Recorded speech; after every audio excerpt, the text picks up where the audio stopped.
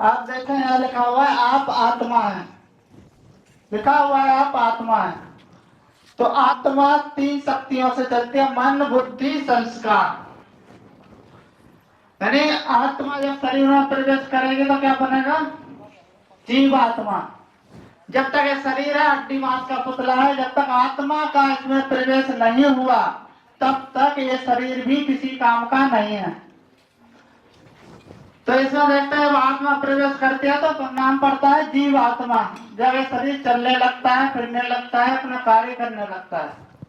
अब इसमें देखते हैं मन बुद्धि तीन संस्कार, ये तीन शक्तियां आत्मा के साथ होती है। मन हमेशा घोड़े की तरह दौड़ता रहता है, मन दौड़ता रहता है, बुद्धि जजमेंट करती है क्या रॉन्ग है क्या राइट है, और जो बुद्धि के द्वारा जजमेंट करने के बाद हम जो कार्य करते हैं वही हमारी आदत बन जाती है, आदत ही संस्कार कहलाती है। ठीक है, अब इसमें हम देखते हैं आत्मा कैसे काम करती है। तो यहाँ दिखाई गई एक गाड़ी, जैसे एक गाड़ी है, गाड़ी को कौन चलाता है? कौन चलाता है गाड़ी को? ड्राइवर। यदि ड्राइवर को सही से चलाना ना आए तो क्या होगा? एक्सीडेंट। तो हम देखते हैं कि ड्राइवर कहाँ बैठता है गाड़ी में? आगे वाली सीट पे शीशे के सामने। क्या पीछे बैठ कर नहीं चला सकता? पीछे बैठ जाए तो चलेगी गाड़ी? नहीं चलेगी। इसी तरह से आप ड्राइवर शीशा के सामने बैठता है, आगे वाली सीट पे शीशे के द्वारा देखता है और पूरी गाड़ी को कंट्रोल करता है। इसी तरह से आत्मा हमारे मस्तक के बीचों बीच, जहां माताएं बिंदी लगाती हैं, भाई लोग तिलक लगाते हैं, मस्तक के बीच बीच बैठकर आत्मा इस शरीर रूपी गाड़ी को कंट्रोल करती है, पूरे शरीर रूपी गाड़ी को कंट्रोल करती है। आंखें हमारे क्या है? शीशे। हम कहते हैं यदि किसी की आंख खराब हो जाए तो क्या कहते हैं? हमारी आंख खराब हो गई,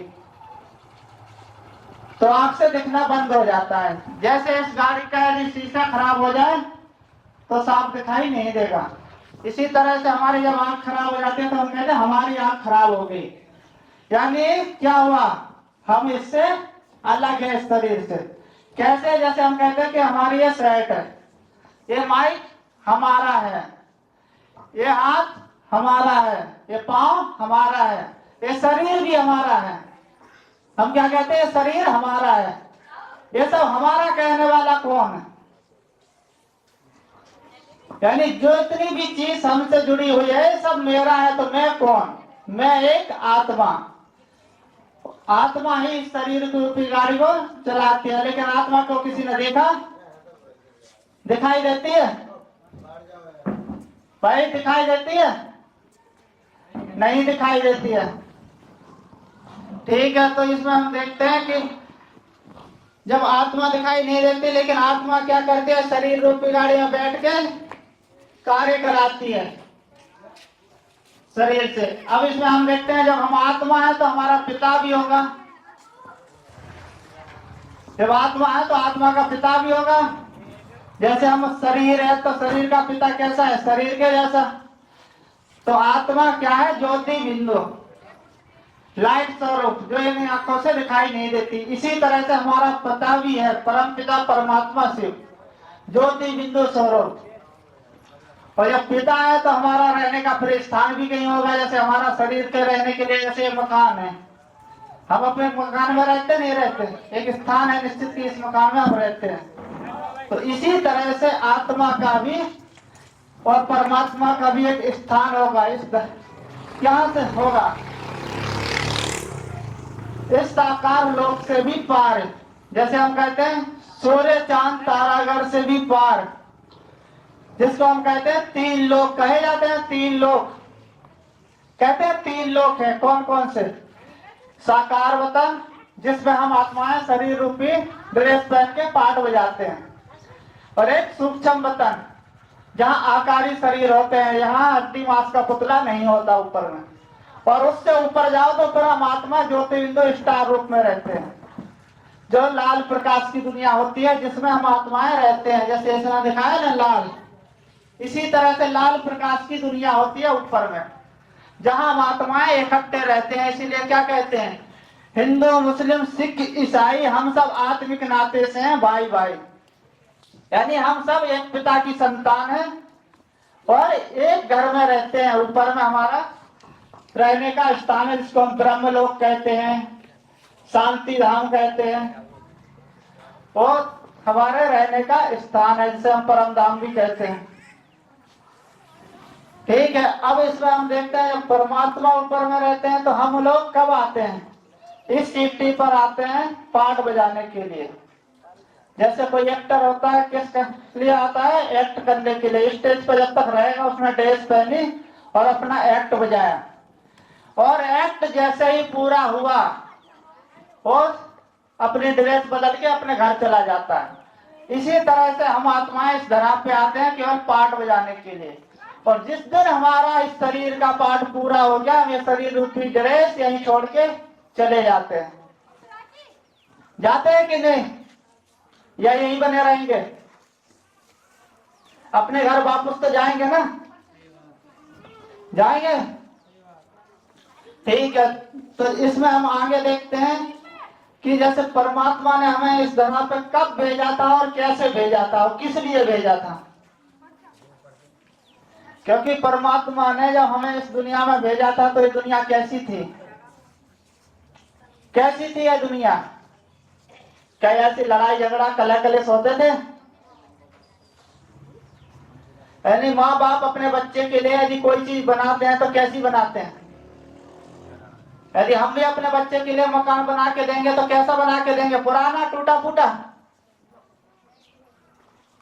बताइए, टूटा फूटा बना के देंगे?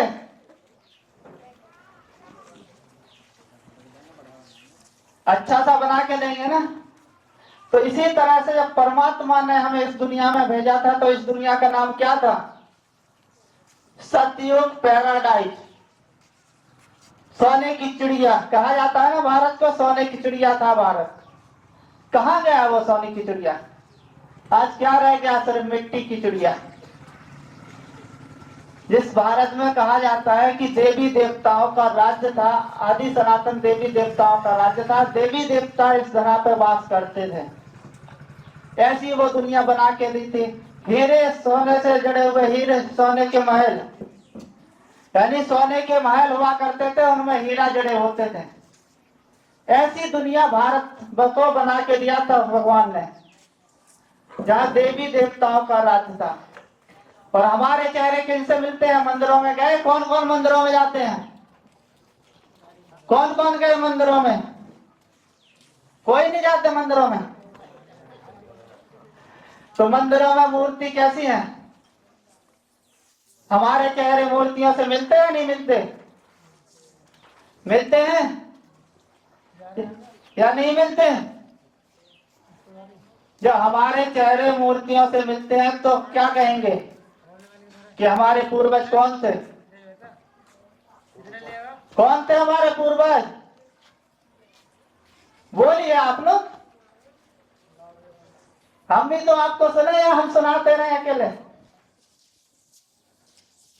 कौन थे हमारे पूर्वज? हमारे चेहरे किनसे मिलते हैं? हमारे चेहरे भी देवी देवताओं से मिलते हैं। उन्हीं से मिलते हैं हमारे, या और किसी से?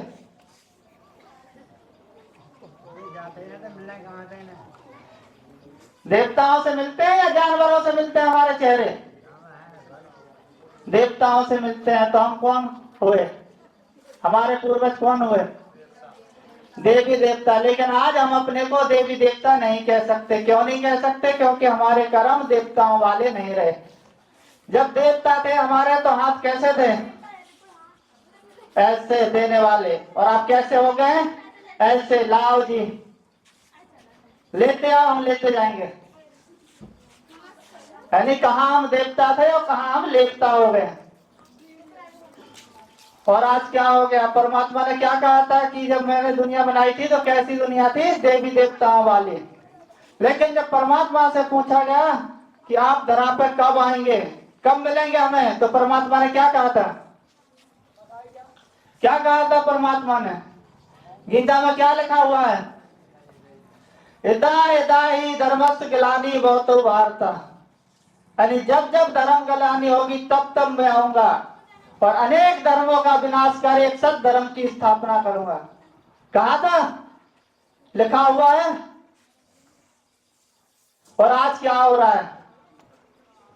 अनेक धर्म चरम सीमा पर हैं, धर्म गिलानी भी हो रही है, लड़ाई झगड़े भी हो रहे हैं, कलह कलेश हो रहे हैं, धर्म के नाम पर लोग लड़ रहे हैं, मर रहे हैं, कट रहे हैं।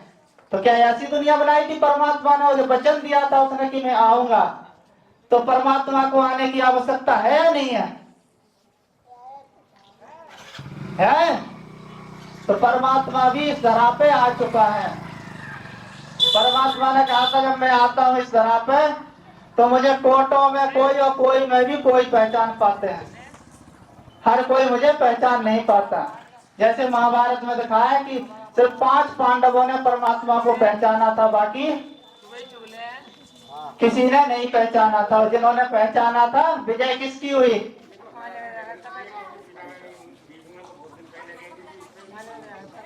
तो विजय किसकी हुई? जिसने पहचाना उसी की विजय हुई। तो इस तरह से आज परमात्मा इस धराधाम पे आ चुका है और परमात्मा अपना कार्य स्थापन कर रहा है।